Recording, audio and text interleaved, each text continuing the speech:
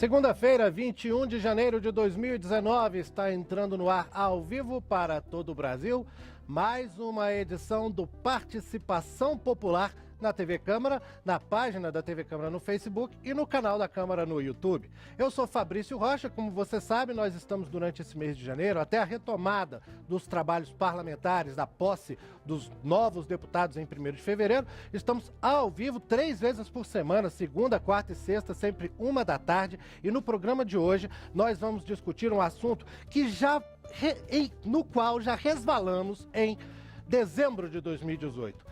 Que foi um programa sobre a violência contra idosos, e nós vamos tratar hoje do abandono de idosos em um tipo de situação que recebe um nome mais técnico de alta social.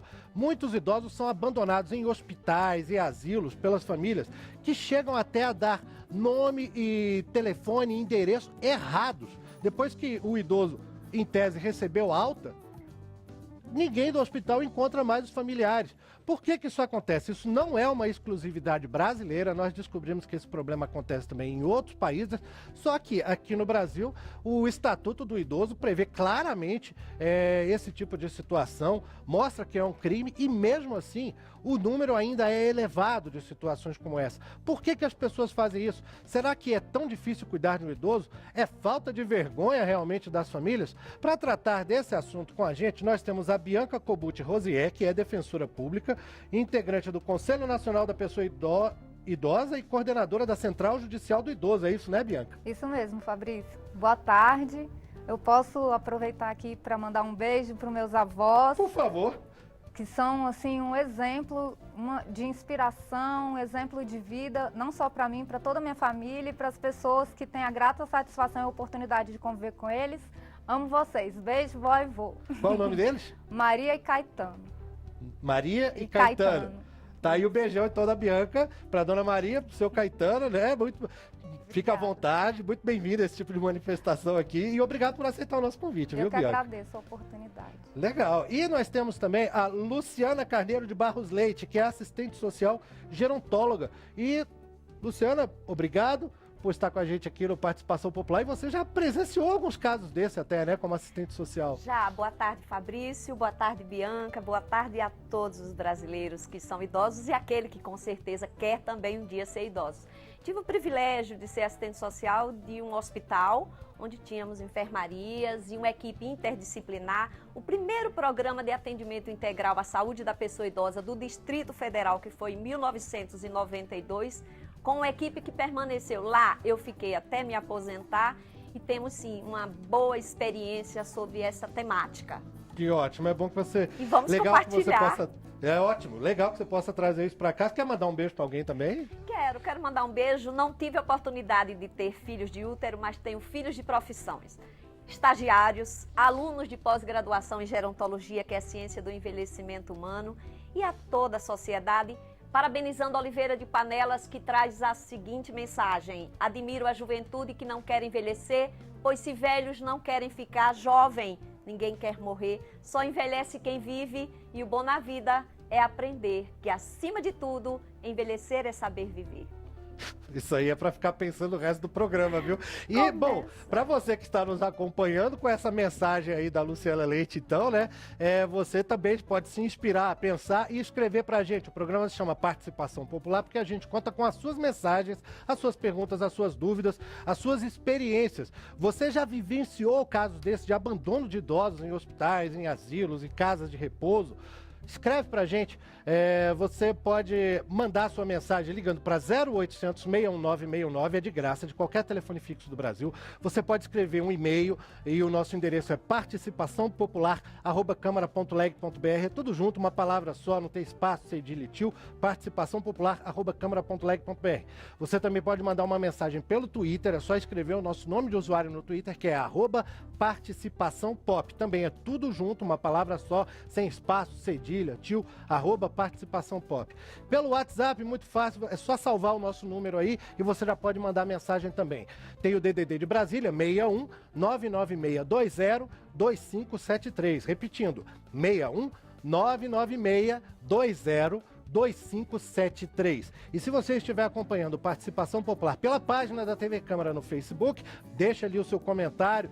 Pode curtir, pode compartilhar também. É bom que seus amigos vejam e de repente se interessa em participar também, né? E você pode mandar sua mensagem por ali também, que a gente vai receber. Assim como no YouTube, durante a transmissão ao vivo do programa, a salinha de bate-papo ali do YouTube, né? Fica aberto o canal de chat e você também pode mandar pra gente a sua mensagem por ali, tá certo?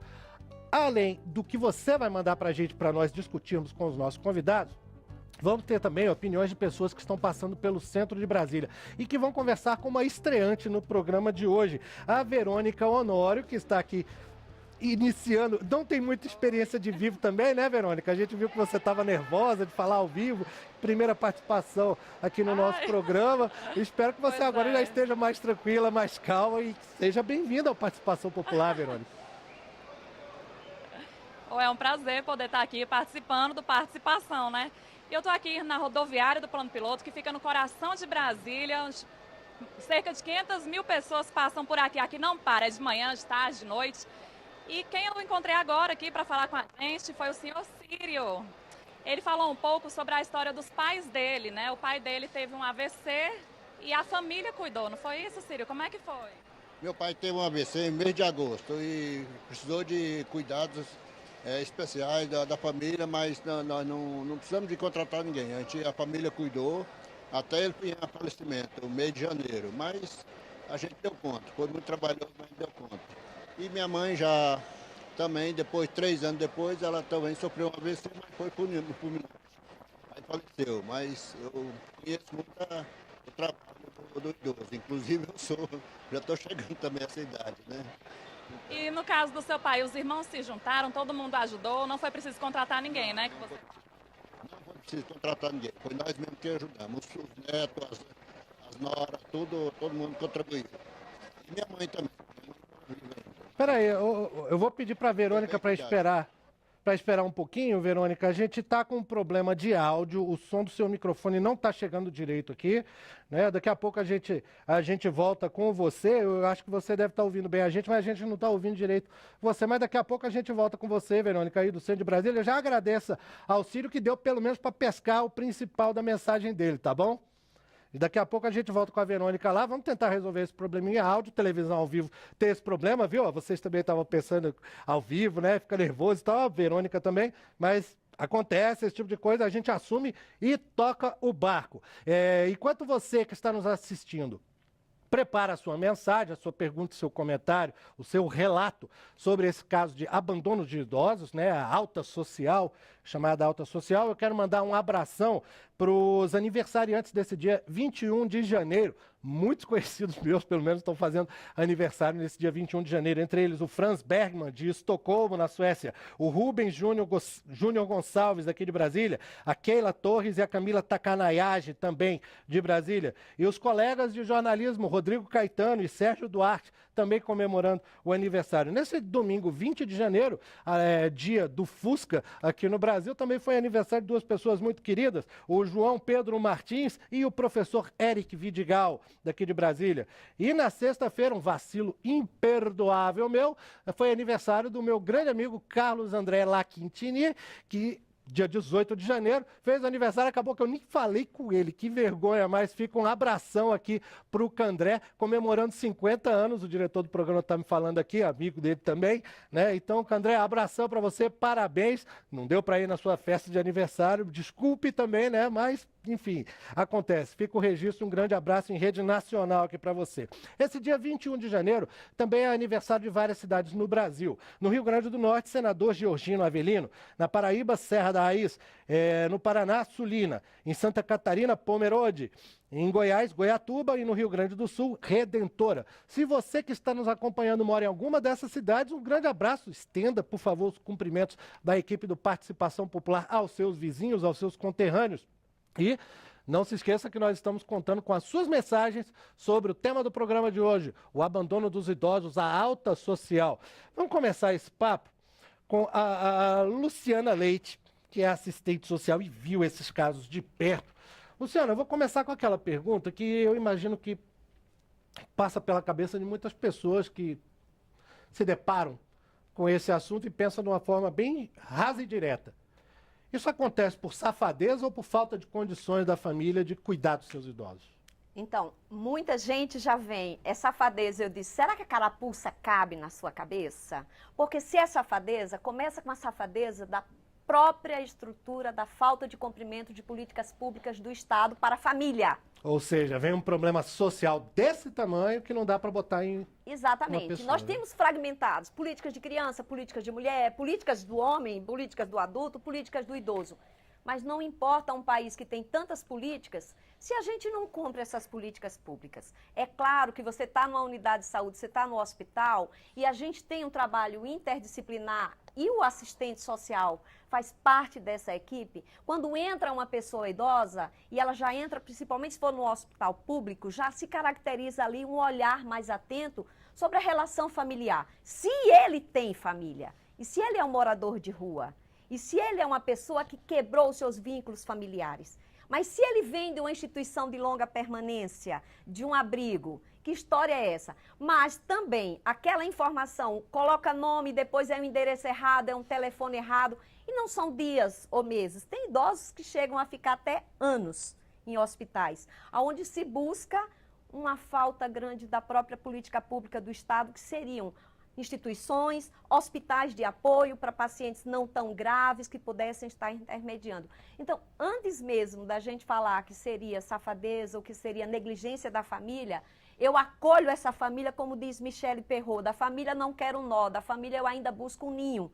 E nem sempre a família, e o Distrito Federal tem essa característica, nem sempre é a família consanguínea que acolhe. São os amigos, a solidariedade, as pastorais da pessoa idosa. Então, eu tenho um outro olhar. Existe o abandono, sim. Há o abandono da criança, há o abandono da mulher, há o abandono da família. Mas eu, antes mesmo de ver só o fator idoso, eu vou ver o fator família. E que família ele está inserido. E se não tem família, eu trago uma rede de apoio e de solidariedade. Acontece o abandono, acontece tudo isso, mas se eu também for estudar a história e esse idoso inserido no seu passado e no seu contexto, eu posso também descobrir que ele, em algum momento, também abandonou. Ele próprio, né? Talvez assim, ele tenha cortado os laços da família e isso acaba resultando numa situação dessa. Eu acho que na essência do que você disse, Luciana, é o que eu vou perguntar aqui para a Bianca Corbucci-Rosier, é difícil generalizar, né? Sem dúvida, assim, as situações de cada família são histórias que dariam uma novela cada uma, certamente, é um universo, cada história familiar dessa. Agora, para as autoridades lidarem com isso, como é o que você presencia na Defensoria Pública do Distrito Federal, fica difícil você encontrar uma regra geral para caracterizar o que é um abandono de uma pessoa idosa num hospital? Ou existe uma forma de identificar esses casos, assim, existe uma regra geral a ser seguida, pelo menos? Bom, nos casos de abandono das pessoas idosas, o Estatuto do Idoso, ele descreve uma determinada conduta, que é a de abandonar pessoas idosas em hospitais, casas de saúde, entidades de longa permanência ou similares, ou deixar de prover aquelas necessidades básicas do idoso, né? Seja por ordem judicial ou lei. E nesses casos, existe a possibilidade de aplicação de uma pena de 6 meses a 3 anos e multa. E há casos, inclusive, em que é possível que essa pena ultrapasse os 12 anos, né? Agora, a quem se aplica isso? No caso de um idoso abandonado que tenha 4 filhos, os 4 estão sujeitos a essa pena? Tem que ser avaliado o caso concreto e, obviamente, a conduta de cada filho, no exemplo que você citou. Então, a autoridade policial, no caso, que é o que recebe, a autoridade que recebe imediatamente uma ocorrência desse sentido, ela vai verificar em que conduta cada pessoa dessa pode se enquadrar conforme a legislação. E existe o crime de abandono de idoso no Estatuto do Idoso, mas também crimes de abandono de incapaz no Código Penal e de abandono material. Então, tem que ser verificado casuisticamente. E pela sua experiência, quantos desses casos realmente resultam em pena? Assim, você tem um número, tem um acompanhamento? Olha, eu procurei esses dados, mas não encontrei, mas são, assim, existem vários casos, como a Luciana mencionou, e não é incomum que isso aconteça. As pessoas geralmente elas por negligência, elas dão informações, fornecem informações de propósito erradas para o hospital, para os cadastros, mas como a Luciana mencionou também, tem aquele idoso que perdeu o vínculo familiar, ou às vezes tem uma pessoa que se dispõe a ajudar, mas não tem tempo, não tem uma residência com a estrutura adequada, então tem que ser avaliado realmente caso a caso e como medida excepcional a atuação do Estado. Você vê, tantas causas quanto até eventuais punições, né, precisam realmente de um acompanhamento que parece ser muito difícil e realmente nós também na pesquisa para fazer o programa procuramos números, dados sobre isso e parece que não há uma referência oficial, né, Luciano? Você talvez acompanhe mais. Não há, existe, né? até porque, para mim, como assistente social, antes mesmo de judicializar o abandono, a gente tenta ver todas as maneiras de minimizar. Mas eu deixo também aqui uma interrogação, nós vamos ter um político participando e todos os telespectadores. Alguém já ouviu falar sobre uma punição do Estado na sua omissão? Pois é. A Essa família, é outra questão que a gente tem que o entrar. Estatuto do Idoso, ele faz muito mais da família um tiro ao alvo do que do próprio Estado. E o nosso amigo geriatra, doutor Fratini, fala sempre, um país que precisa de leis para pedir proteção para criança e para idosos, tem que pensar muito na sua estrutura familiar. Uhum. Fica aí a pergunta, cadê também a punição do próprio Estado? Pois é, realmente, essa é uma questão importante que a gente não pode tirar de vista. Eu encontrei nessa pesquisa para o programa, eu encontrei um estudo que foi feito sobre abandono de idosos no Hospital São João Batista, em Viçosa, Minas Gerais. Um estudo de Gisele Dias de Castro Ribeiro e Daiane Citelli Barros. Elas analisaram entre 2009 e 2013 quantos idosos haviam sido abandonados nesse hospital e viram 48 casos, sendo 58% deles homens, 38% entre 80 e 89 anos. Né, a maioria deles pardo, de cor parda. E a constatação, uma das constatações do estudo era a questão da violência e do abandono do idoso é um tabu e precisa ser mais discutida. E por isso até que a gente está realizando esse programa hoje para tratar desse assunto. Vamos ao centro de Brasília, que a Verônica Honório estava chamando a gente lá. Espero que o problema do microfone da Verônica tenha sido resolvido. Com você, Verônica. Oi, tudo bem? Eu acho que resolveu. Você está me ouvindo? Sim, aparentemente está tudo normalizado. Então tá bom. Agora eu estou aqui com o José Alves. Ele é cobrador, ele tem 65 anos e mora sozinho. E ele falou que está preocupado, porque ele mora sozinho. Você está preocupado com o quê? Com a minha idade, com o decorrer do tempo, eu ficar mais idoso e não ter quem vai cuidar de mim no futuro, né? Isso aí que eu estou preocupado. Você conhece alguém que foi abandonado pela família? Você tem alguém para cuidar de você, para ir te visitar? Não, no ato que eu me aposentar, eu vou para minha cidade, vou para Teresina, perto dos meus parentes, que lá eu me sinto mais seguro, né? Isso aí. Mas aqui você conhece alguém que está sozinho, que está abandonado? Não conheço. Eu vejo muitas pessoas aí, mas não são conhecidos meus. Então, certo é você voltar para a sua terra, né? Onde você tem mais familiares e para não ficar sozinho. Com certeza, é isso aí.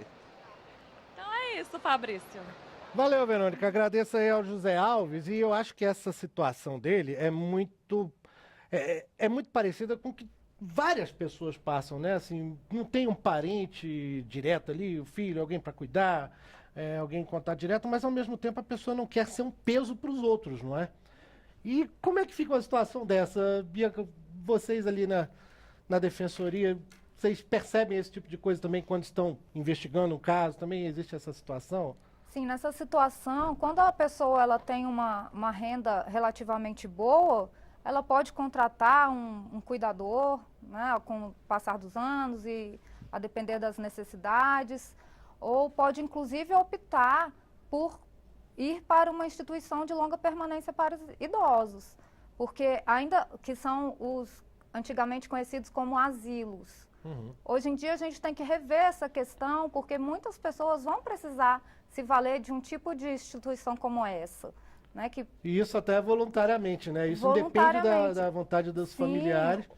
Sim, hoje Por exemplo, no Distrito Federal, nós temos 4 instituições como essa, conveniadas com o poder público, para aquelas pessoas que elas não têm capacidade financeira de arcar com uma instituição privada, que muitas vezes são bastante onerosas, já que fornecem diversos tipos de serviços, né, como alimentação, higiene, terapia, fisioterapia, tem nutricionistas, então são instituições que oferecem toda essa gama de serviços. Mas para quem pode, né? Para quem pode E pagar. aí é o problema que a Luciana falou. E onde entra o papel do Estado aí para quem não pode pagar, né? Mas já há uma grande mudança no perfil de uma instituição privada, pelo menos assim, no total aqui no DF temos as 4 que são conveniadas, mas das instituições privadas já estamos com mais, fazendo 15 a 16 ou 18, e eu pelo menos eu tenho 4 alunos da minha pós-graduação que montaram uma ILPI e que são ILPIs de um padrão de acolhimento. A ILPI é o quê, É para quem não instituição acompanha? de longa permanência para idosos, que inclusive eu contesto falar longa permanência. A gente não conhece aqui no Brasil, eu pelo menos já ouvi dizer que talvez no Sul tenha algum programa de desinstitucionalização. Gente, por que longa permanência, Fabrício? Porque uma família não pode colocar um pai, uma mãe, um irmão, ou eu mesma opto por ir no momento de crise ou de risco social. Mas quando eu digo longa permanência, eu já estou deletando a possibilidade de retorno para a vida em comunidade. Então, o nome é esse, que está desde E o Estatuto familiar, do Idoso. inclusive, né? Claro. Então, já há uma mudança de perfil. E se nós verificarmos em outros países, para muita gente, ir para uma instituição é um presente. Aqui no Brasil, falar em instituição já é um preconceito, é abandono, é negligência e já é um tabu. Muita gente que precisa institucionalizar por uma necessidade real não coloca por julgamento de terceiros. Terceiros esses que nem sempre são solidários e colaboradores da sua necessidade. E aí também pode cair nessa situação, até no enquadramento formal, como o abandono, né? Talvez as pessoas tenham um medo de... Não, mas ao buscar uma instituição de longa permanência, fica bem caracterizado também que é uma forma de cuidar. Tá, as pessoas, Porque nesse caso... temos um professor, o médico Garcês, que escreve sobre a síndrome da insuficiência familiar e um ditado bem que diz: uma mãe cria 9 filhos, mas 9 filhos não cuidam de uma mãe. É um ditado que tem. Mas a verdade é que com a atual realidade, nós, mulheres inseridas no mercado de trabalho, que culturalmente era a grande provedora dos cuidados, a família diminuiu do tamanho, a expectativa de vida, pessoas vivendo 80, 90, 100 anos, os cuidados demandam bem mais tempo e há essa necessidade de redefinirmos o que realmente é abandono. Buscar uma ILPI nem sempre é um abandono, é também uma forma de cuidar. Não, é exatamente, é importante que haja essa diferenciação, porque muitas pessoas talvez achem assim, mas eu vou botar o papai e a mamãe ali no asilo, as pessoas vão achar que a gente está abandonando, vamos largar e tal, e muitas vezes acaba que as pessoas por si só não tem condições de cuidar melhor do que uma instituição especializada. Alguns comentários estão chegando para a gente pelo WhatsApp. A Márcia Guilhermete, de São Paulo, diz: numa época em que estamos nos preocupando com agressões ou descasos de animais, penso ser inadmissível abandonar um familiar idoso. O Jário Machado, de Joia, no Rio Grande do Sul, também manda: jamais abandonar os idosos. Vamos lembrar que um dia ficaremos idosos também. Aliás, feliz daquele que ficar idoso. Os verdadeiros ensinamentos vêm de onde? Dos idosos, é claro. São pessoas que alcançaram grande experiência de vida. Está aí alguns comentários chegando para a gente. E nós temos também uma participação especial aqui no programa do Augusto Cutrim Gomes, que é promotor titular da Promotoria de Justiça de Defesa da Pessoa Idosa do Ministério Público do Maranhão. Augusto, está ouvindo bem a gente? Boa tarde. Boa tarde, Fabrício. Boa tarde à defensora, a Bianca, a assistente social, a Luciana, a família brasileira, a todos os ouvintes desse importante programa. Obrigado a você, Augusto, por nos atender, por estar disposto a estar com a gente aqui no Participação Popular, nesse início de tarde de segunda-feira. E eu queria te perguntar, Augusto, como é que é a situação aí no Maranhão? O que você vivencia aí? A situação é muito frequente, esse caso de abandono de idosos em hospital por aí, a chamada alta social, isso acontece com frequência? E o que tem sido feito pelo Ministério Público em relação a esses casos? É importante dizer que o Maranhão também faz parte do Brasil, né? E como é uma região com baixíssimo índice de desenvolvimento humano, para você ter uma ideia, metade dos nossos analfabetos, que chega quase a 1 milhão, dos idosos são analfabetos.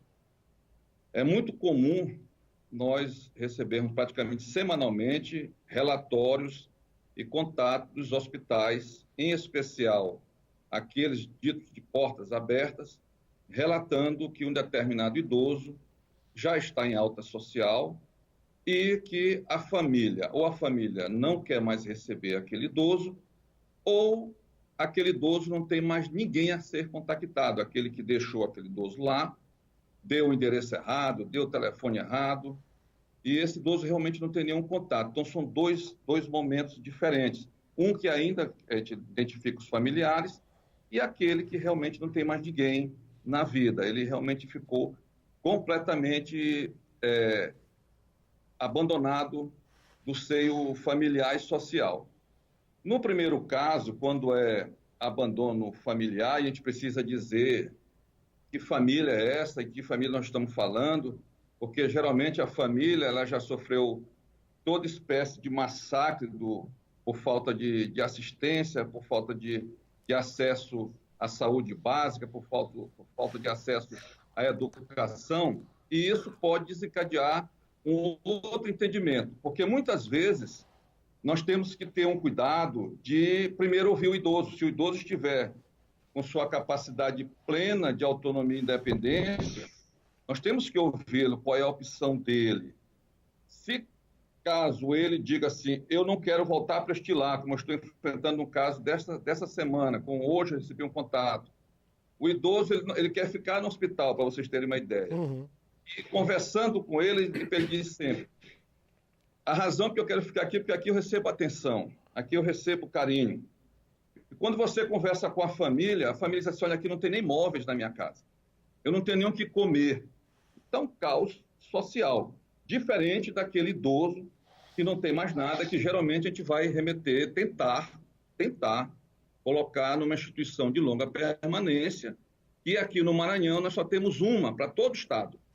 Então, isso aí já é um outro problema que nós temos enfrentado. É estadual, é municipal, federal? Só temos essa que é estadual.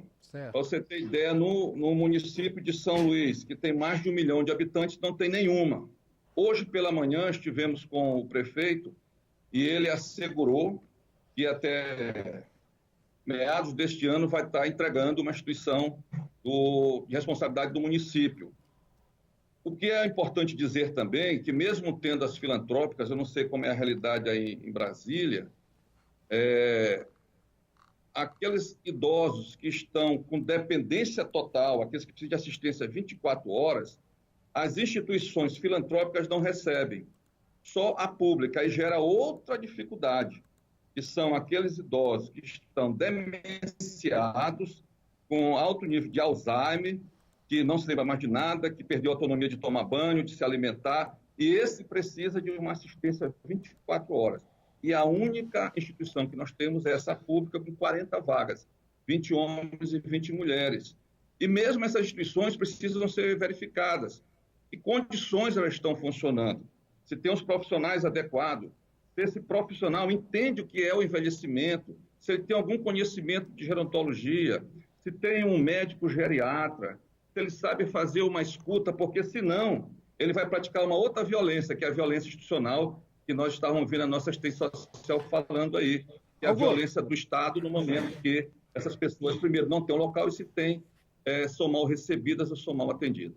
Augusto, eu espero que possa ficar com a gente até o fim do programa, e eu não quero esgotar todas as fichas com você, mas eu quero adiantar uma pergunta para não perder o fio da meada, numa questão que a Luciana levantou, que é muito importante. Você apontou que aí no estado do Maranhão só tem uma casa especializada para essa longa permanência, né?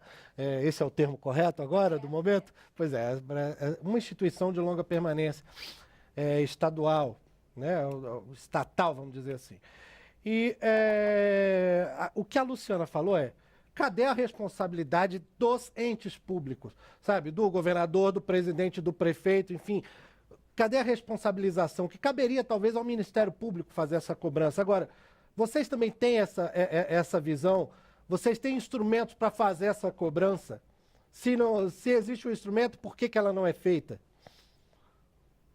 É preciso dizer o seguinte, eu assim que assumi a promotoria do idoso, que vai completar 2 anos em junho, essa foi a primeira indagação.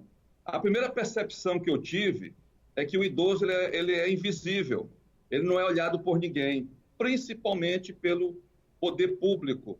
Não há um interesse em fomentar políticas públicas por algumas razões.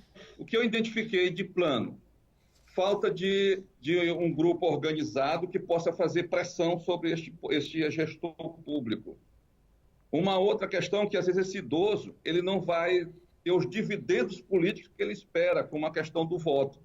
Então, tudo isso precisa ser levantado e usado contra este gestor público. Nós temos mecanismos legais, que são os inquéritos civis, as ações civis públicas, mas aqui nós temos uma outra temática, porque essas ações, geralmente, você dá entrada e só vai ter resposta daqui a 10, 20 anos, quando, às vezes, a resposta é de forma positiva. O que nós temos feito é conversado, nós montamos aqui a rede de proteção idoso, que já existia, mas agora está muito mais forte, com vários órgãos públicos, sociedade civil organizada, e a gente mantém reuniões constantes, fazendo pressão, levando ao conhecimento da população, da existência desse problema que precisa que seja dada a atenção devida, porque a questão do idoso, assim como foi uma vitória da mundial, uma vitória da ciência, de que nós estamos envelhecendo mais, morrendo mais tarde, é importante que se entenda como se está dando esse envelhecimento, se é um envelhecimento saudável, participando da vida social, ou se é um envelhecimento doentio. Como é que nós vemos esse idoso, como é que a própria sociedade olha para esse idoso, se como mais uma pessoa componente da sociedade civil ou como um peso social, aquele que só vai causar despesas na saúde pública ou vai criar dificuldades na família, porque a família acha que ele é ultrapassado, ele é um velho chato, ele é um velho gagá, e só tem interesse por este idoso, isso é muito comum aqui entre nós, enquanto ele pode, de alguma forma, contribuir com o seu dinheiro, com os seus valores. E aí vem uma outra violência, que é a violência financeira, e às vezes esse pequeno valor que se configura em um salário mínimo, o menos beneficiado é o próprio idoso, porque ele vai sustentar toda uma família que ficam ali em volta dele, e a partir do momento que ele não consegue mais dar nada, ele joga fora. É isso que acontece aqui e nós viemos combatendo. Mas essa responsabilização dos gestores públicos é importantíssima e nós sempre estamos divulgando e sempre colocamos, como disse a nossa assistente social que está no estúdio, a maior violência que nós temos é a violência institucional ou a violência estrutural, em todos os termos. Eu já vou pedir, Augusto, para Luciana Leite comentar também, mas antes vamos de novo ao centro de Brasília, porque a Verônica Honório estava chamando a gente de lá. Verônica, com você. Olá, Fabrício. Então, eu encontrei aqui a dona Marilda, que também tem familiares que moram fora de Brasília. A mãe dela mora em Ribeirão Preto, São Paulo, e quando ela precisa de cuidados, a dona Marilda vai lá visitá-la. Como é que é isso, dona Marilda? Quando ela fica doente, idoso sempre fica doente, né? Ela agora mora num lar para idoso, mas quando ela fica precisando de internação, aí eu me desloco para lá, para o estado de São Paulo, para ficar com ela no hospital. E lá, você falou que tem irmãos lá também, né? Eles ajudam a cuidar da sua mãe. E como é que foi esses cuidados? Falou antes dela ir pro lar, vocês que dividiam esses cuidados? Nós dividimos. Antes dela ir para o lar, ela ficava um pouco na casa de cada um. Mas estava ficando muito difícil, porque ela precisa de cuidado 24 horas. Ela não dormia, ela não comia e tinha que ficar cuidando dela. E vocês não tinham condições de pagar um cuidador para cuidar dela? Não tinha. Não tinha, então cada um cuidava um pouco. Agora a gente continua, mesmo ela morando no lar, a gente continua cuidando. Porque quando ela fica doente, eu vou para ficar com ela na internação. E lá, quando ela precisa de um médico, assim, só uma consulta comum, os meus irmãos levam ela de carro. Vão buscá-la no lar e levá-la para consulta. Então, mesmo hoje, ela estando num lar, você acha que a família está conseguindo dar esse carinho para ela, dar essa atenção, visitá-la? Sim, a gente é bem participativo lá no lar, porque tem eventos e a gente participa, quer dizer, os meus irmãos participam, eu não, porque moro mais longe. Mas a gente sempre vai buscar ela aos fins de semana para ficar em casa. Assim, ela morando lá no lar, ficou melhor para a gente cuidar dela. E ela tá com a cabeça melhor também. Ela mudou a medicação e agora ela tá melhor. Ela já se lembra de todo mundo e agora tá melhor. É isso, muito obrigada, viu, Marilda? Fabrício. Valeu, Verônica. Obrigado. Agradeço aí a Marilda, que trouxe um pouco de situação da vida real, eu acho, de muita gente, muitos assuntos interessantes que dá para extrair do que a Marilda falou. Mas eu vou pedir para a Luciana Leite comentar ali antes que a gente perca o fio da meada, Luciana, o que o Augusto Cotrim falou lá do Ministério Público do Maranhão. Pois é, nós falamos muito no poder executivo, né, nas políticas de gestão do município, do estado, mas eu estou aqui na Casa de Legisladores. O poder legislativo, ele tem muito a ver com a criação do próprio Estatuto do Idoso. A Política Nacional do Idoso na década de 90 foi uma política do executivo. O Estatuto do Idoso veio do legislativo com o judiciário trazendo as penalidades. Mas então, quais são as políticas que nós podemos verificar também dentro de uma Câmara Legislativa? Como eu posso pensar em criar audiências públicas para discutir esta realidade em que no meu município eu posso ter uma política municipal do idoso? Eu escrevo, o Distrito Federal tem uma política distrital do idoso, Fabrício, mas eu pergunto, nem 5% da população tem conhecimento. E eu faço aqui um desafio. Eu acho que dos legisladores, do executivo, pouquíssimos têm conhecimento, que aqui tem uma política distrital. Então, a grande questão também vem essa. Quem criou, quem faz a lei? E muita gente diz, o meu idoso, o meu programa. Não, o protagonismo do idoso é fundamental. Muita gente se sente ator principal de uma história onde ele ainda é o coadjuvante. Você vê na maioria dos conselhos municipais, estaduais e Conselho Nacional, façam essa pesquisa. A maioria dos integrantes são pessoas que ainda não são idosos.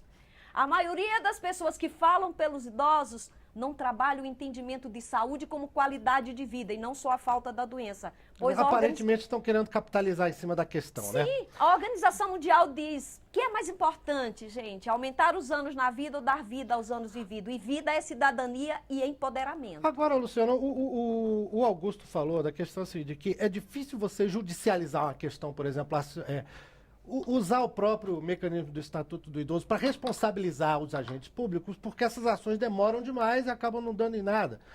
Mas isso também não faz com que a situação permaneça eternamente? Será que em algum momento não é necessário começar uma cobrança mais eficiente mesmo, das punições, inclusive, porque não adianta o legislativo fazer lei aqui se ela não for cumprida, né? Eu tenho uma experiência, eu morei 2 anos numa ILPI aqui em Brasília, na década de 80, e o dirigente da ILPI, quando chegava a vigilância sanitária, que eu parabenizo a vigilância sanitária do DF, que capacita profissionais, gestores das ILPIs a um padrão melhor de atendimento, mas quando alguém chegava para discutir o tamanho do quarto, a questão toda, ele dizia assim, vamos comigo no corredor de um hospital público e eu quero ver a senhora ou o senhor usar as mesmas questões que está usando comigo aqui dentro de uma unidade pública de saúde. Então, é importante que as pessoas comecem a pensar nisso também.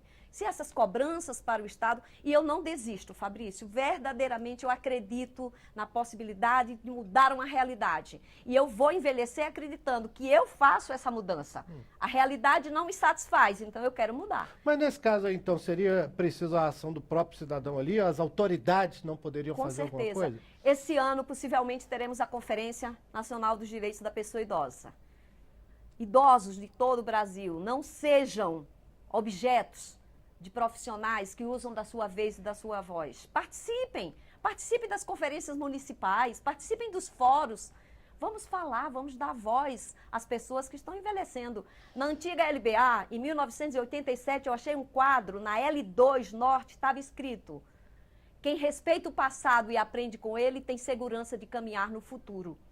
É a história de quem vive o Brasil. Fabrício? Pois não, Bia? Eu posso só fazer 2 considerações Sim, em claro. relação à responsabilidade do Estado. A primeira delas com certeza, é a necessidade de criação de mais instituições de longa permanência, que óbvio que todo mundo sabe disso, que o número de idosos está aumentando consideravelmente. Aqui no Distrito Federal, por exemplo, em 2060, espera-se que um número de 2 idosos para um jovem. Então, a nossa população idosa vai aumentar consideravelmente e não existem instituições de longa permanência com vagas disponíveis para atender toda essa demanda. Hoje aqui no DF são 4 somente, com 242 vagas e mais de 100 pessoas na lista de espera.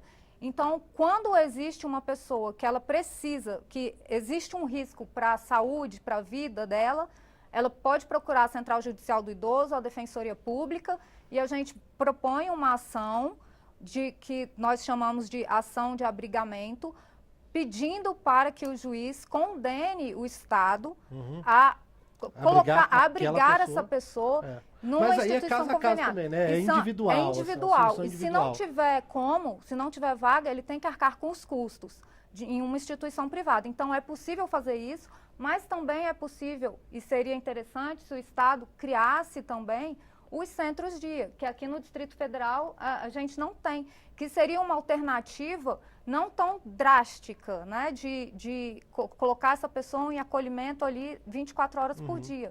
Mas justamente... Mas onde possa passar o dia, né? Onde possa passar o dia. Então, esse idoso vai pela manhã, retorna à tarde para casa, aqueles com vínculos familiares, e ali todos os serviços, né, de medicamentos, higiene, alimentação, tudo que ele precisa com uma equipe multidisciplinar vai ser oferecido para ele. Então, isso seria uma forma eficiente do Estado investir nessa situação, nesse problema. Amenizar uma prevenção até, né, doutora? Uma prevenção. Doenças, agora eu queria fazer uma pergunta bem rápida, a resposta, se possível, mas é que em 2017 foram noticiados alguns casos em que a Defensoria Pública do Distrito Federal, inclusive, teve que atuar e apareceu aí nessa questão, a respeito de um problema do outro lado, que são hospitais exigindo a presença de acompanhantes 24 horas para manter um idoso internado ali, para evitar esse tipo de problema, aparentemente. Mas isso é ilegal, não é? É ilegal. O Estatuto do Idoso, ele prevê o direito da pessoa idosa ter um acompanhante quando estiver internado. E se esse direito for negado, tem que ser por escrito. Agora, direito não se confunde com dever.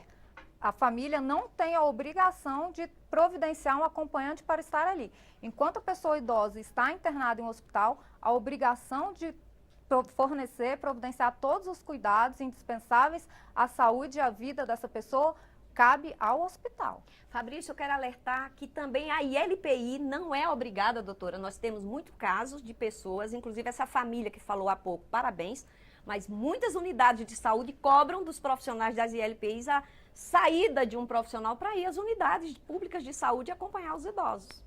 Fica difícil, inviável, né? Porque ele está ali contratado para cuidar de 10, 15, 20 idosos. Eu dei uma alternativa. Tudo bem, o profissional da ILPI vai, mas ele vai levar os outros 15 idosos que ele é pago para cuidar. Tem leitos para todo mundo aí? A incoerência está aí. Aí bate no problema da falta de estrutura, né? A Marta Sueli, que está sempre com participação popular, mandou pra gente uma mensagem pelo WhatsApp, lá de Amargosa, na Bahia. Ela disse: eu tomo conta da minha mãe de 88 anos e não abro mão desse cuidado, pois amanhã quero que os meus filhos façam o mesmo por mim. E tomara que isso aconteça, né, Marta? A gente está vendo que nem sempre é possível, algumas pessoas conseguem dar um jeito, outras não. Bom, nós estamos no telefone do Participação Popular agora, o deputado Gilberto Nascimento, do PSC de São Paulo, que é o primeiro vice-presidente da Comissão de Defesa dos Direitos da Pessoa Idosa aqui na Câmara. Deputado Nascimento, está ouvindo a gente? Estou ouvindo, muito interessante o debate, muito bom ouvir aí pessoas que falam com tanta clareza, como a Rosana, a Luciana, a Bianca, enfim, o promotor também, o Augusto, muito interessante. Parabéns aí. Legal, obrigado. Obrigado, deputado, por nos atender. Obrigado pelas palavras. Que bom que o senhor está gostando do papo, porque, ao que parece, esse é um assunto que precisa ser mais debatido na sociedade e aqui na Câmara dos Deputados também. Essa questão do abandono dos idosos, da alta social, que não é só um problema brasileiro até, né? Eu espero que a gente possa falar um pouquinho de como essa situação ocorre no mundo. Agora, uma questão que a gente está discutindo aqui, deputado, se eu estou entendendo bem a linha do debate, é que até o próprio Estatuto do Idoso, ele, de uma maneira até por bons motivos, ele joga para a família uma responsabilidade de cuidar dos seus idosos, como uma coisa benéfica, mas ao mesmo tempo isso acaba fazendo com que o Estado muitas vezes se omita e não cumpra suas obrigações sociais, né, fornecer a estrutura para que os idosos sejam bem atendidos. Como que o senhor vê essa questão, como que a Comissão do Idoso aqui da Câmara dos Deputados tem tratado desse assunto? Olha, boa tarde primeiro a todos, e é claro que nós olhamos isso com muita preocupação. Lamentavelmente, essa coisa também de nós jogarmos tudo para o Estado acabou também levando uma situação que, lamentavelmente, as pessoas acham o seguinte: bom, o problema do idoso não é um problema familiar, é um problema do Estado, não é?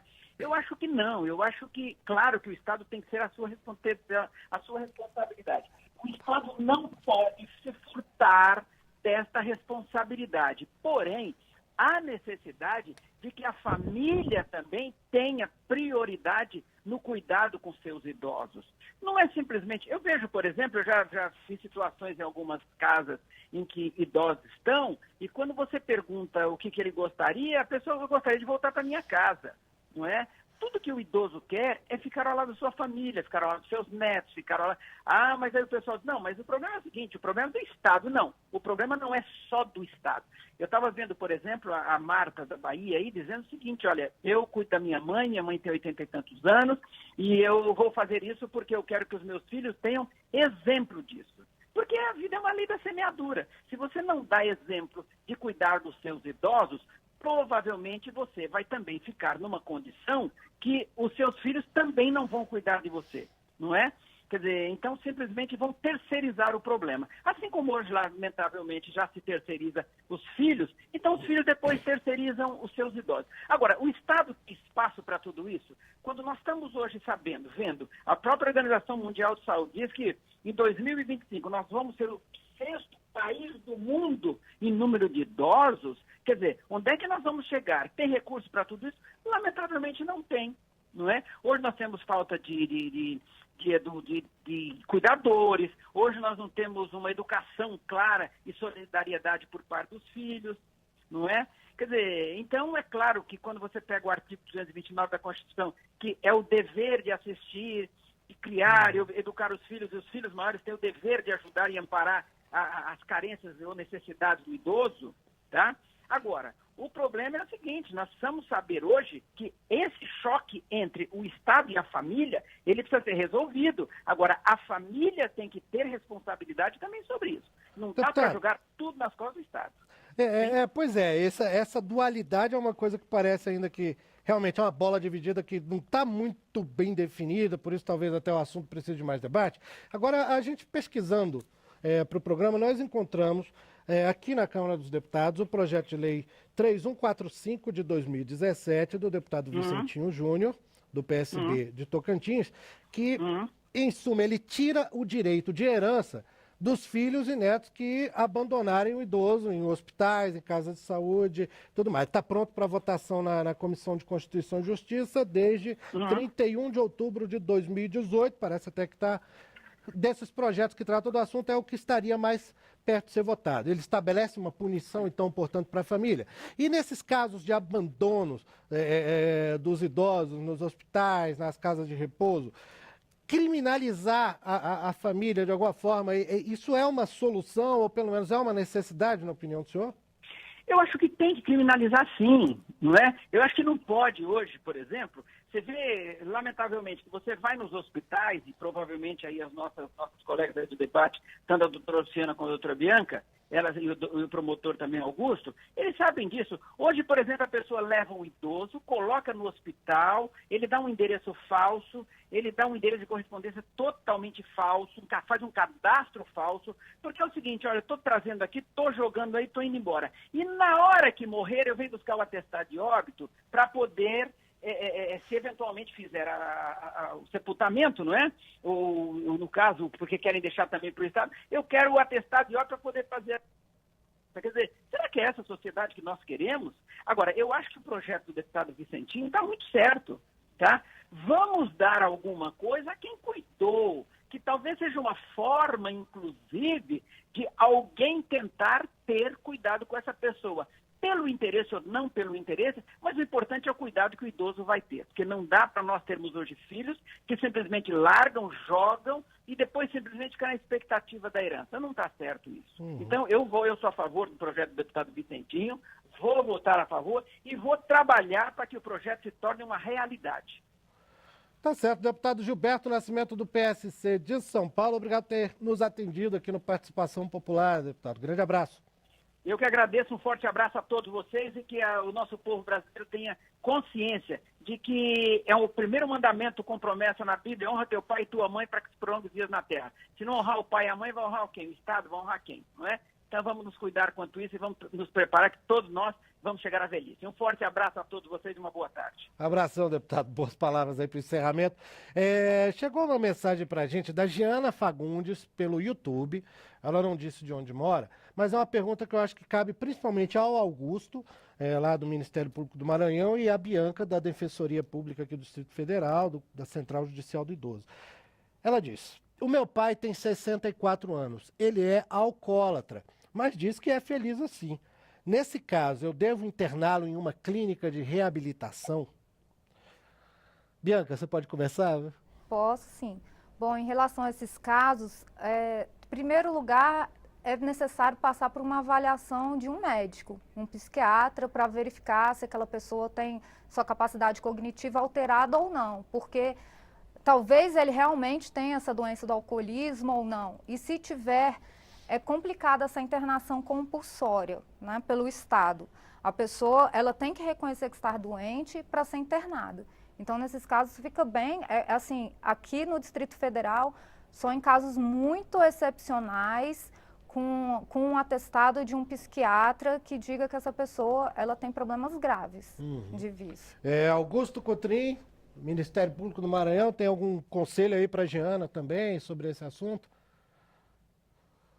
Para a Giana, eu quero dizer o seguinte, que, como muito bem disse a nossa defensora, a pessoa, para buscar tratamento ou ser internado, tem que ser voluntário num primeiro momento. A gente não sabe aí, nesse caso, se o pai que fez o contato, da nossa ouvinte, ele se declara alcoólatra. Talvez ele entenda que ele não é alcoólatra, que é o grande problema. A pessoa assumir este grave problema, que é uma doença: olha, eu sou alcoólatra e preciso de socorro. Porque qual é o desdobramento do alcoolismo? É o autoabandono, a autonegligência, a pessoa deixa de cuidar de si própria. E nesses casos, como é que se age? E o que a nossa defensora falou está corretíssimo. Vai se buscar esses profissionais, geralmente psicólogos, psiquiatras, assistentes sociais, para levantar a vida deste idoso, como é que ele está convivendo, o que o levou àquele estado de alcoolismo, se é início de alguma depressão, se é uma fuga do seu problema cotidiano, para daí se buscar uma solução negociada. Realmente, a internação compulsória é a última das soluções. O que nós tivemos um caso aqui ano passado, aqui no Maranhão, em São Luís, um caso de um alcoólatra, mas porque ele abandonou, ele saiu de casa e foi encontrado num corredor desses corredores rodoviários, altamente agressivo, já completamente quase sem roupa, e a Secretaria de Assistência Social entrou em contato conosco, nós movimentamos a rede com esses vários profissionais, e isso é importante enfatizar, é importante dizer que não é só uma categoria profissional, ou só o Poder Judiciário, ou só quem milita no sistema judiciário, e é importante que se diga que às vezes nós somos tentados a achar que nós temos soluções em tudo, e deixamos de ouvir esses profissionais, como assistentes sociais, que são para mim aqui no meu braço direito, aqui no meu trabalho, os psicólogos, aquelas pessoas que têm atuação direta. Aí sim, aí pode-se partir, porque ele estava agressivo, ele estava correndo risco de atravessar uma pista, ser atropelado, então pondo em risco a vida dos outros e a sua própria vida. Aí sim cabe uma questão de uma internação compulsória. Eu queria voltar a uma questão para não ficar nenhuma dúvida. Tem que ser bem rapidinho, tá, Augusto? Estamos chegando no final do programa aqui. Só para dizer o seguinte, o que nós colocamos aqui como meta do trabalho nosso da promotoria foi sair do gabinete. Nós não ficamos presos ao gabinete, ao conforto, recebendo passivamente as demandas. Nós saímos, nós visitamos hospitais, nós visitamos e fiscalizamos as instituições de longa permanência e mantemos reuniões constantes com os conselhos municipais e estaduais do idoso. Ou seja, entender o que está acontecendo, se ficar dentro de um contexto. Nós só entramos com ações penais. Ano passado foram 98, sendo o último dos caminhos. Assim como nós entramos com ações civis públicas, que são ações paraestruturais, também no último momento, quando nós conseguimos um termo de ajustamento de conduta.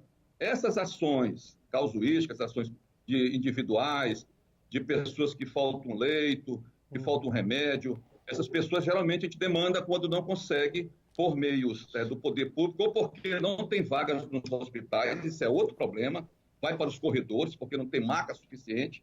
Aí você obrigar o poder público a custear aquele tratamento no hospital particular. Tá certo, Augusto Coutrinho Gomes, a gente teve um probleminha até no áudio aí no final da sua fala, mas pelo tempo do programa a gente não vai poder voltar aí com você, Augusto. Eu queria já agradecer, reforçar o agradecimento a você por ter nos atendido aí em nome do Ministério Público do Maranhão nessa edição do Participação Popular sobre a questão do abandono dos idosos. Muito obrigado por ter estado com a gente, Augusto. Eu agradeço pela lembrança, né? Que às vezes o Nordeste, em especial o Maranhão, a gente também aqui tem uma atuação e foi muito importante ouvir a colega defensora e a nossa assistente social, assim como o deputado, a opinião dessas pessoas, porque enriquece o nosso conhecimento. A gente aprende também no nosso dia a dia. Parabéns pelo programa, sucesso e que Deus abençoe a todos. Tá certo, obrigado, Augusto. Legal que você gostou. Espero que participe de outros debates que a gente venha fazer sobre esse assunto. Vamos ao centro de Brasília com a Verônica Honório, que chamou a gente mais uma vez. Rapidinho aí, Verônica, com você. Fabrício, eu encontrei agora que o Argemiro, ele tem apenas 19 anos, mas já cuida do pai dele, que tem 65 anos. Só moram os dois porque as irmãs casaram, não é isso, Argemiro? Exatamente. Como é que você precisa... Por que você precisa cuidar do seu pai? Quais as dificuldades que ele já tem hoje, que ele precisa de uma pessoa? Eles têm alguns problemas crônicos, artrite, artrose, tem o pulso quebrado também, bico de papagaio, não consegue abaixar, né? A gente tem que estar ajudando ele a lavar uma louça, fazer uma comida, entre algumas outras coisas também.